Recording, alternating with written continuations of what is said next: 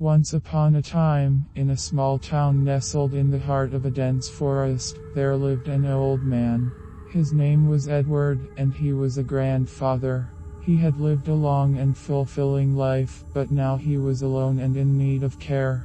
His children had long since moved away, and his wife had passed on to the next world. So, he decided to seek out a caretaker to help him in his old age. One day, a young woman came to the village, seeking work. Her name was Lily, and she was a gentle soul with a kind heart. Edward saw something in her that he liked, and so he hired her to be his caretaker. Lily took care of Edward with all the love and devotion of a daughter. She cooked his meals, cleaned his house, and spent long hours keeping him company.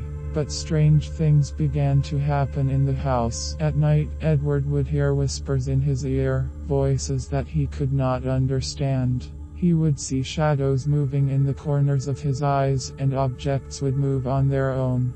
Lily assured him that it was just his imagination, that he was simply getting old and his mind was playing tricks on him. But Edward knew better. He could feel a malevolent presence in the house, a darkness that was growing stronger with each passing day. One night, Edward woke up to find Lily standing over him. But it was not Lily, not anymore.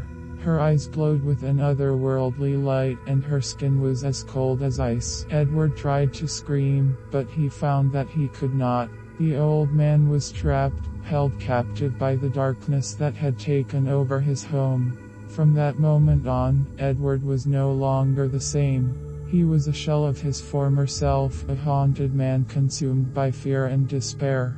He knew that he was not alone in the house, that Lily was still there, watching him, waiting for him to let his guard down. Days turned into weeks, and the darkness grew stronger. Edward could feel it closing in around him, suffocating him with its icy grip.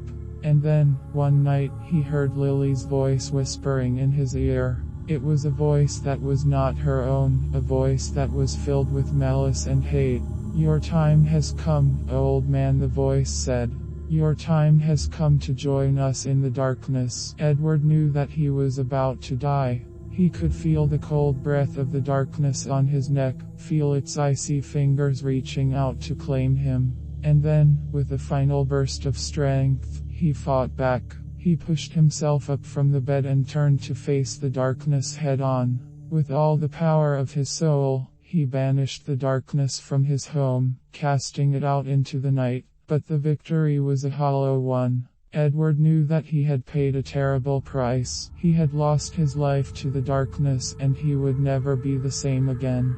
From that day forward, the village spoke of the haunted house on the edge of the forest. They spoke of the old man who had fought the darkness and won, but at a great cost. And they spoke of Lily, the caretaker who had been consumed by the darkness, becoming a monster that haunted the dreams of those who dared to enter the house. For Edward, the old man who had sought out care in his old age, it was too late. He had paid the ultimate price, and his soul would be forever trapped in the darkness that he had fought so hard to banish. The end.